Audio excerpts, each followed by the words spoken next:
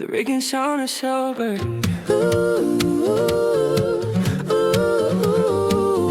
Oh yeah, oh yeah. Smart moves, smart doors, that's the way to go. For every rental dream, they help the numbers flow. Before you buy, after you close, they help you know. Welcome to the Rick and Shauna Show. All right, everyone, welcome back to the Rick and Shauna Show. And today we are going to talk about kind of one of the biggest challenges that we come across, which is, pricing rentals. Yep. And that seems to be one of the biggest challenges that we run into, just in terms of, when owners purchase a property or about to purchase a property.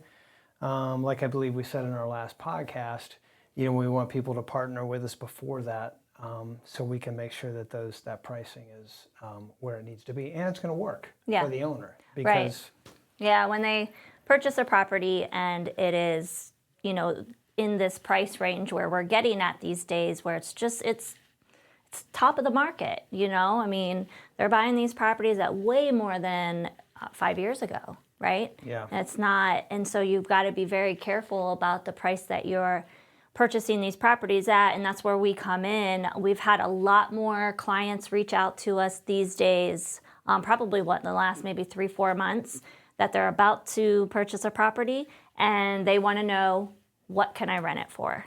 Right. So we will dig in a little bit. We'll let them know. We get the addresses from them, and then we start to go to work. We look at it online. What's that called? Eagle View?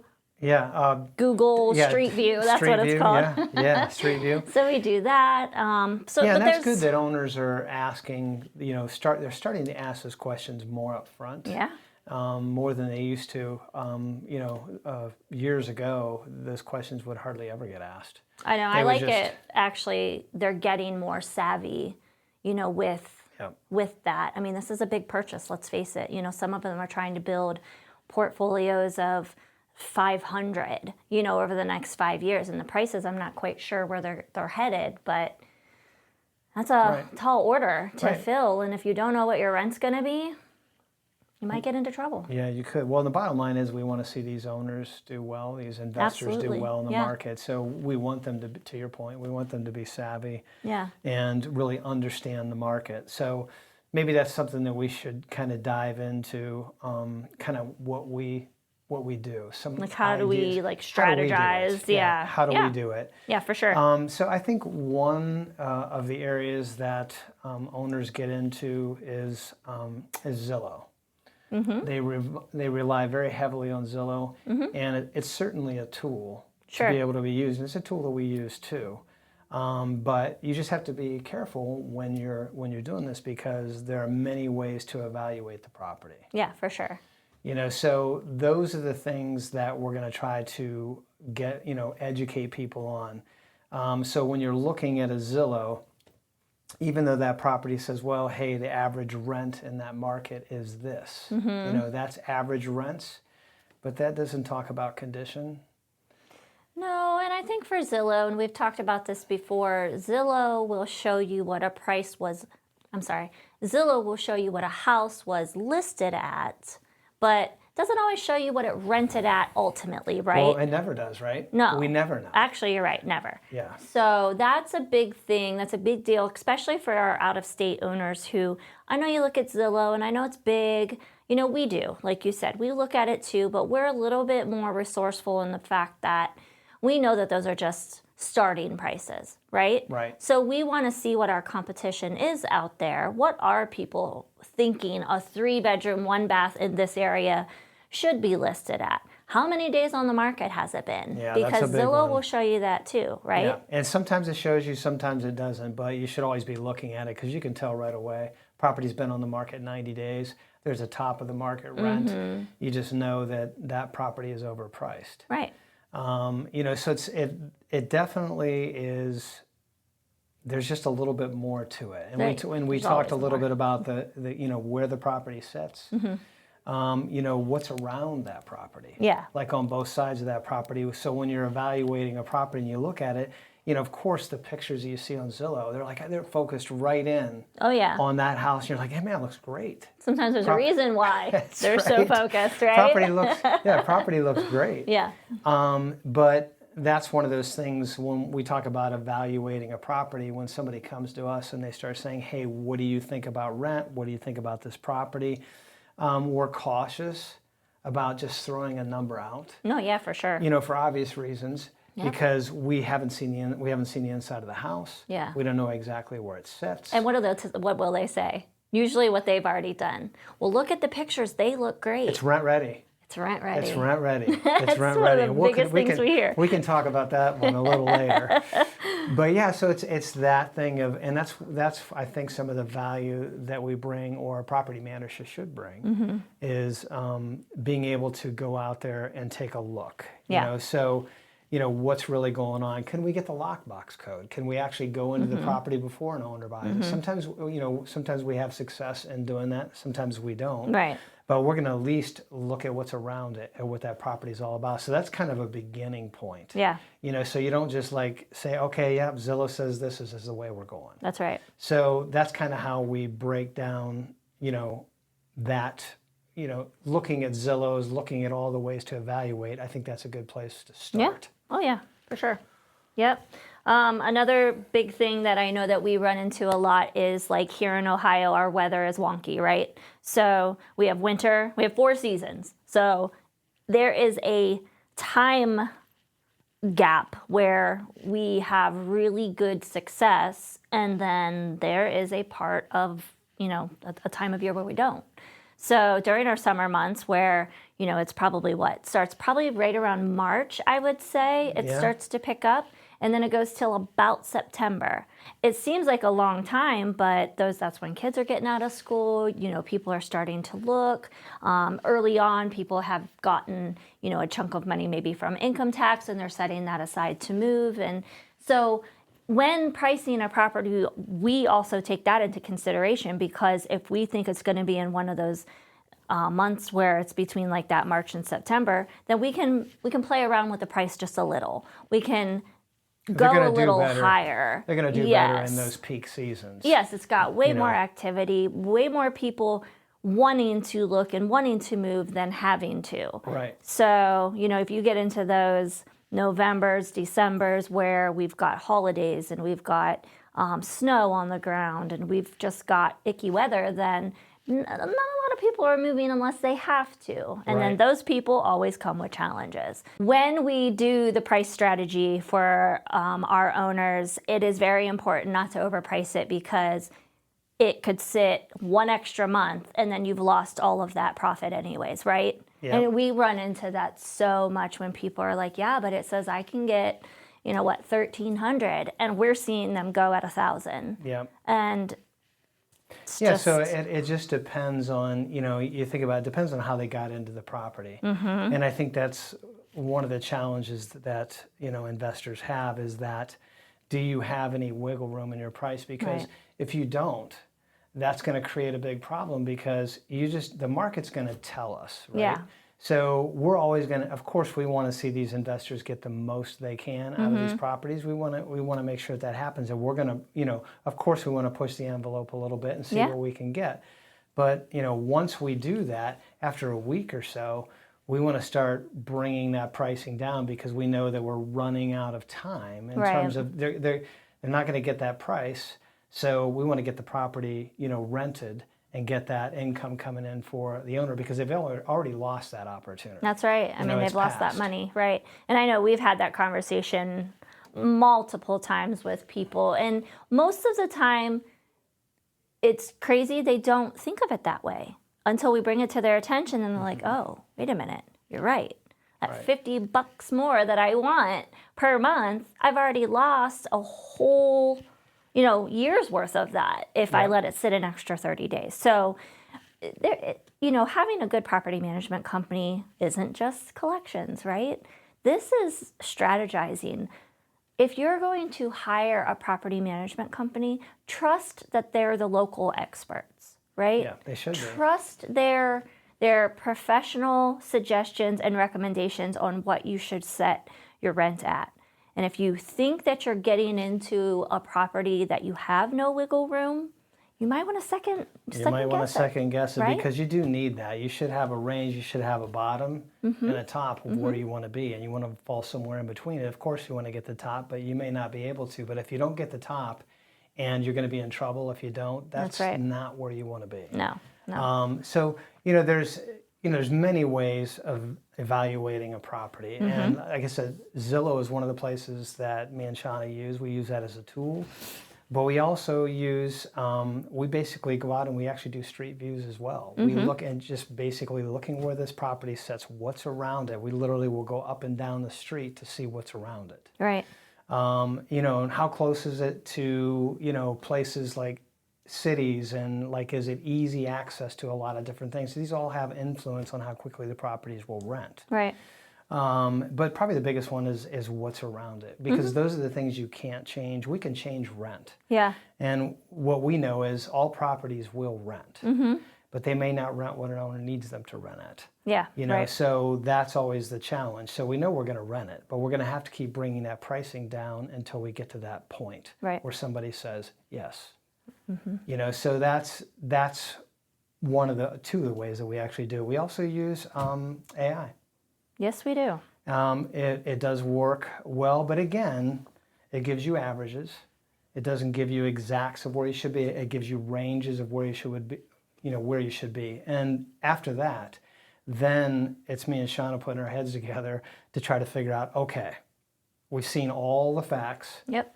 And then we also have a good idea what properties rent at, because we've done this for so long. Yeah. We see that, hey, when we rent properties at a certain price, we kind of know where they're going to fall. Yeah. We kind of know that, hey, we kind of pushed it a little bit. We can almost kind of tell where it's going to settle in. We say, you know what, this is probably going to come in around this mark, and we're usually pretty close. Yeah. But that's because of looking at all of those things. It's not like taking any one and saying this is it. Right.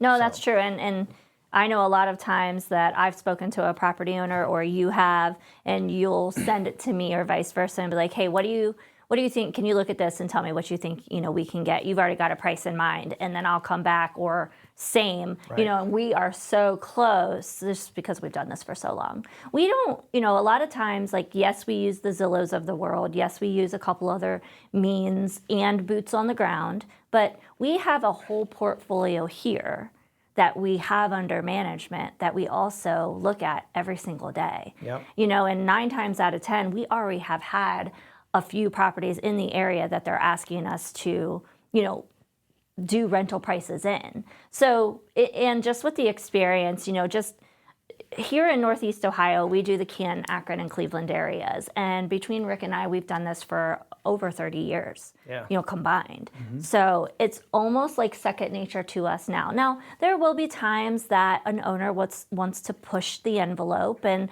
we're like, all right, we can start there. We evaluate these things every week, right? Yep. So we'll be able to tell right off the bat if something is priced too high.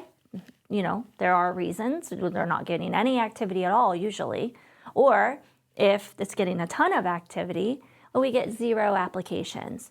There's 2 great indicators as to tell whether it's too high or not. Well, and we have history. Absolutely. That's the other thing is we have history in our system, so we can see what 3 ones have gone for, 4 ones have gone for, in just the very near, recent past. So we can see that. So we kind of know where and they're in and around the same zip code. So we have a pretty good track record. We can actually see what they've rented for, which is what you can't get off of Zillow, right? That's right. Can't see what it's actually rented for, but we get to see their side of it. That's right. So property lists at this price, we get to see what they actually go for, and then you can start to kind of build your knowledge on that. Is just the experience of seeing what they actually rent for, and just understanding that. Yeah, so outside of neighborhoods, as we know, like with all the areas that we service, it could be spotty. 2 streets could be good, and then 2 streets couldn't. But outside of that and what sits next to it, one of the biggest things that you said early on in this podcast was condition. So condition of a property, we like to see the inside of it because pictures are great. Everybody makes their pictures look great.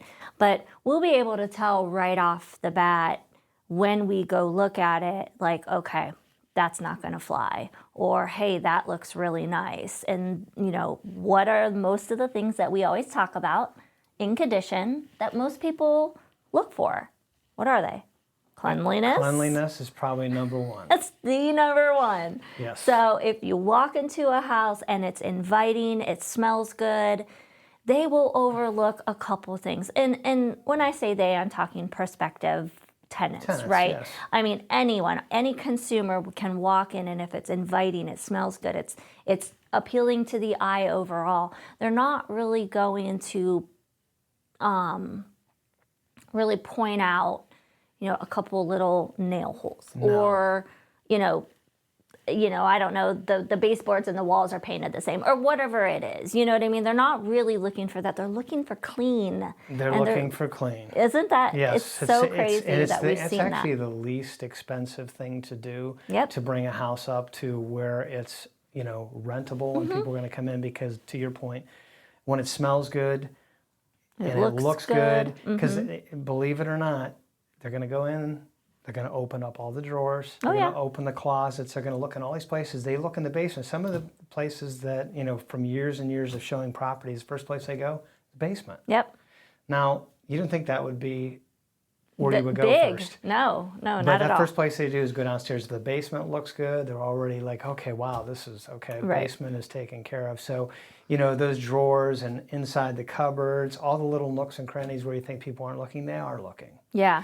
So that cleanliness is just a big one. And to your point, they will overlook, if there's a nail hole in the wall. The small Or, stuff. the small stuff, scrapes and scuffs in the floor. Yeah. They overlook a lot of those things. Right. But cleanliness is one that they won't. Right. Yep. No, I agree. And not that, we're not saying that somebody comes in and there's two houses to choose from and they won't choose something that's more updated. I mean, updates are great. That's awesome. Those are definitely welcoming. But if they're looking in a certain price range, and this is something that falls in a price range and it's clean over something else, because we've, in the past, we have been the people showing the properties, right? Before we have had leasing agents doing it. And so many times we would get, oh, you guys have such good properties. I just looked at 10 and none of them have been this clean. You guys have, all the best properties. And we've heard that over the years so many times. And honestly, it floors me, because I'm like, some of the houses don't have all the great updates, but it's clean. Yeah. And it smells good. And, just even your leasing agents, I don't think that's one that we've touched on. Your leasing agents can make a difference, right? Oh, yeah. If somebody wants to rent a property or not. Absolutely. I mean, the knowledge that they have, the friendliness, making them feel welcome. I just thought of that as soon as I said that. I was like, you know what? It's the people themselves, too. Yeah, it does. There's no doubt about it when an agent comes in and he's knowledgeable about, the process. Because they're going to figure out that property quickly. Yeah. But just being friendly, understanding the process, understanding, what questions they need to be knowledgeable about, and understanding that, it's, you're not going to be able to tell them everything, but you need to know enough. Yeah, right? You need to know enough to educate people. Listening to what people got going on, that there's sometimes stories to be told, and they're good listeners, good communicators, knowledgeable, and ready and willing to answer those questions. So I think that really makes a difference too. If they know that the property is being managed, and those are our leasing agents are representations of, the company. So that was another thing. Yeah, so you think about, so we've kind of talked about how to price a property, what the things that go into that. But, I think the next step is like, hey, after an owner gets on board, whatever property management company they go with, they get on board, everything's good, the place is vacant. Then what happens? Right. What's the next step? Right. We've already kind of got a price in mind. Then it comes down to, okay, so we're going to advertise this property. Yep. So we're going to get this property, we're going to get pictures of this property. We're going to try to get, really good, solid pictures, because believe it or not, when people read the verbiage, it can be very eloquent. But if the pictures tell the story. Yes. As we've talked about For here sure. today, the pictures tell the story. So that's one of the things that we're going to go out there do. We're going to get good pictures, get all the angles, make sure the property looks as good as it can look. But on the other side of that, we're also going to, at that point when we're taking these pictures, if we see anything that's glaring, we're going to let that owner know. Yeah. Hey, we'll have to take some pictures. A couple of these things, probably should be managed because it's gonna hurt you in showings. Yes. Yeah. So that's kind of the first step. Right. Okay. Once we have those pictures and things, then we load them in to our system, and they get syndicated out to all of the platforms, the Zillows, the Hotpads, Trulia, Realtor.com. Yes, so all of there's them. quite a few of the bigger ones, and they do go on all the bigger ones. Yes. And then a host of smaller ones. Yeah, I think might... there's probably 30 altogether. But the big ones are where most people spend their time. Yeah. So, at that point, now we've got the properties on the market. These properties are out on the market, and they're getting views. Yeah. And we have a system in place that will allow people to book showings. Yeah. Online. Okay. So they show up in our agents' calendars, and they go out and they show these properties. Yep. Okay. So that's one of the other things that, that kind of starts that process. Okay. Okay. And the way we do it is, just overall process. We found the best way to go about that. If you've got a good property management company, they're not doing phone calls and scheduling privately. They're doing open schedules, open house style showings, gets as many qualified people in there as possible. That way, the more people that can come through, the more applications we can have, right? And then we do run the applications, should somebody apply. And then there is specific tenant screening criteria, right? Yes. That we use. And we've been played around with it a little bit. Yes, Yeah. so Icon is 5 years old. And in the beginning, with some of our tenant screening policies, we didn't do credit scores. And probably 3 years in, probably that third year, yeah. we found that we've had a ton of evictions coming through. Yeah. And so we sat down as a team, strategized, discussed that, and then we added that credit score, that minimum credit score. And we've tested it for the last year and a half now, and I think it has helped. Our collections department for sure. Yeah. It seems to have been able to allow us to bring in some better qualified tenants. Yes, our property owners may have to wait just a little bit longer to get them rented, but you're finding a good, solid tenant. Yeah, somebody that, the main thing is we don't want to put somebody in a property that is going to struggle in that property anyways. That's it creates problems all across the board. It creates problems for the owner. It creates problems for the tenants. Yeah. We don't want to see tenants get evicted, any of those things. Right. It's because it's very difficult for them to rent again if that happens.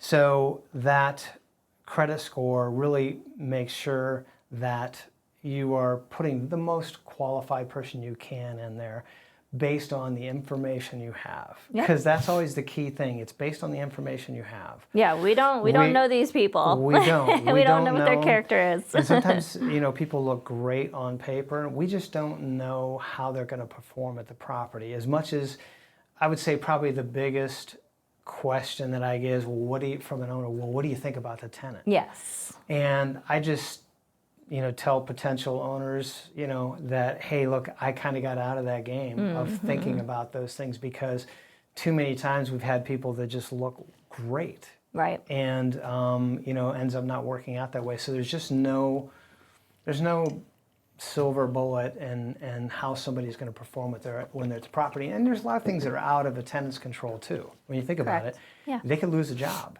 Yeah. And many people, they're paycheck to paycheck. So these things can happen. So, you just do the best you can with the information you have to find the best potential tenant. Yeah, for sure. Nope, I agree. I don't think there's, really much more that you can even say about that. Again, probably in your search of finding a good property manager is you might get a little taken back by the fact that they probably won't allow you to have a hand in that process. We approve the tenants, but we're approving the tenants based on a certain set of criteria. And because we're here to keep our property owners in compliance, we take those reins, right? We do the approvals because our number one goal for our clients is to keep them in compliance. And clients don't understand. And they do not. They do not understand. Compliance to a client, it's like they don't understand what goes into it. They don't understand the repercussions of what could happen if somebody steps outside of that. Yep. So ultimately, we try to, if we've got something that's on the edge and we're thinking about it, we run these things past an owner to say, hey, here's a couple areas that we had concerns about. They're a solid tenant. Other than that, and we try to get some feedback from the owner about that. For sure. Yeah. So overall, we've talked about strategizing for pricing. We talked about some of the things that go into that, right? Yep. Talked about some of the ideas that we recommend you looking for and when you're choosing a good property manager. It's always good to choose that property manager as a partner before you get into buying properties. But if you don't, it's okay. We will do our best, right, to get the price that you need and at least start to create that profit for you. And I think one of the biggest things that we've gone over today is trust the property management company because they're local, they're experts, they've been doing this a while. If they're good, they've got a track record, right? And then how we, go about screening tenants and what we have found, the good and the bad, because we've tried, a couple different things over the years, and I think that we've got a good strategy now for that. And I think that's it. Yeah. Is there anything else you want to add? No, I think that's it. So that's a good place to wrap the podcast up. So we will catch up with you the next time. Yeah, thanks for watching. If you're new here, hit the like and subscribe button. We would like to see you come back so that you can get more familiar with who we are. Again, I'm Shauna. This is Rick. We're with the Rick and Shauna team of Icon Property Management. We're a local property management company in the Northeast Ohio area. We cover Canton, Akron, Cleveland, so that would be Stark, Summit, and Cuyahoga counties. And anything else? I think that's it. All right. On our next podcast, we're going to have a guest. So stay tuned for that. Lots of good information. We've talked about the rental pricing, the strategies, the tenant screening, the rehabs, what a property should look like, condition, neighborhood, things like that. But we've got it from the other side, from the other point of view, from an investor. That's correct. So how they do it. Yes. So how they look at, when they're looking at properties, how are they evaluating properties and making these decisions? Yeah. Which is basically what we're talking about, making that kind of a decision. That's right. To actually buy a property. Yeah. So you've heard of it from a property manager standpoint. On the next episode, you'll hear it from an investor standpoint. Thanks for watching.